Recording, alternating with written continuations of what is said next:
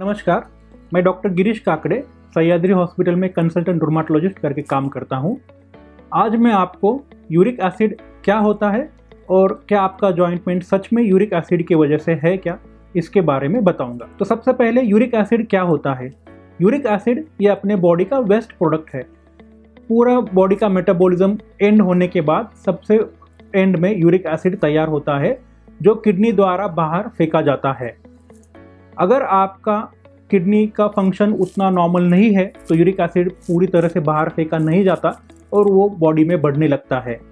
दूसरी, अगर आपका यूरिक एसिड का बनना ज़्यादा होता है तो भी किडनी उतनी बाहर फेंक नहीं पाती है और उसके वजह से यूरिक एसिड बॉडी में बढ़ सकता है।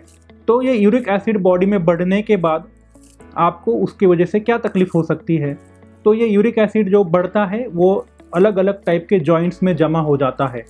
सबसे पहला जो रहता है, अपने पैर का अंगूठा जो रहता है वहाँ पे वो जमा होके एकदम से सूजन आ सकती है और वहाँ पे बहुत ज़्यादा दर्द हो सकता है। उसे एक्यूट अटैक ऑफ गाउट बोलते हैं, मतलब गाउट का एकदम से अटैक आना, जो जिसकी वजह से आप चलने में दिक्कत पा सकते हैं। उसके अलावा ये यूरिक एसिड है ये आपकी किडनी में भी जमा हो सकता है, जिसकी वजह से आपको किडनी स्टोन की तकलीफ हो सकती है। अगर उसको ध्यान नहीं दिया तो किडनी में आगे डैमेज हो सकता है। और यही यूरिक एसिड बॉडी में और जगह में भी जमा हो सकता है, इसके लिए उसे हम इग्नोर नहीं कर सकते। लेकिन क्या आपका बॉडी पेन या जॉइंट पेन होता है वो सच में यूरिक एसिड की वजह से है क्या।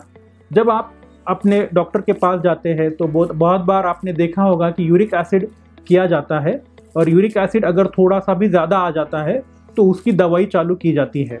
तो ये ज़रूरी है क्या और क्या सबको गोली खानी चाहिए क्या। तो इसका आंसर नहीं ऐसा है। तो कभी कभी आपको बॉडी पेन होता है और जब यूरिक एसिड ज़्यादा दिखता है तो उसके वजह पेन जो होता है यूरिक एसिड की वजह से नहीं होता है। यूरिक एसिड का पेन जैसे मैंने बोला वो अंगूठे के यहाँ पे चालू हो जाता है, अचानक से सूजन आती है, दर्द होता है। बाकी जो बॉडी पेन या जोड़ों में दर्द है वो आपकी यूरिक एसिड की वजह से नहीं हो सकता।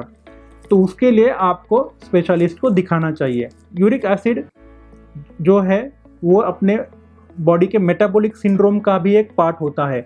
मेटाबॉलिक सिंड्रोम मतलब जिसमें आपका बॉडी का मोटापा, आपको डायबिटीज़ होना, साथ में ब्लड प्रेशर की तकलीफ या आपका कोलेस्ट्रॉल हाई होना, ये कॉम्बिनेशन को मेटाबॉलिक सिंड्रोम बोलते हैं। जिन लोगों में ये सब चीज़ें देखी जाती है उनका यूरिक एसिड हाई रहता है। तो उन्हें ट्रीटमेंट के लिए अपना मोटापा कम करना है, शुगर कंट्रोल करना है, बीपी को कंट्रोल करना है डाइट और एक्सरसाइज के थ्रू। उनका यूरिक एसिड अपने आप कम हो जाता है, तो उन्हें अलग से यूरिक एसिड की गोली खाने का ज़रूरत नहीं होता है। उसके बाद और एक गलतफहमी लोगों में होती है कि यूरिक एसिड के लिए बहुत ज़्यादा खाने में परहेज़ करना पड़ता है। इसकी भी ज़रूरत नहीं है।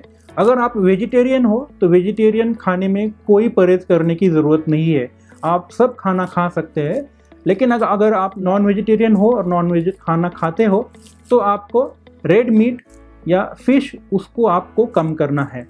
और उसके साथ में सबसे ज़्यादा इम्पॉर्टेंट फैक्टर है अल्कोहल। अगर आप अल्कोहल का सेवन करते हैं तो उसे आपको कम करना है और हो सके तो पूरा बंद करना है। इसके अलावा आपको खाने में बहुत ज़्यादा परहेज़ करने की ज़रूरत नहीं है। तो आज हमने देखा कि यूरिक एसिड क्या होता है और यूरिक एसिड की वजह से शरीर में क्या तकलीफ़ होती है, और आपका हर बॉडी पेन यूरिक एसिड की वजह से नहीं है।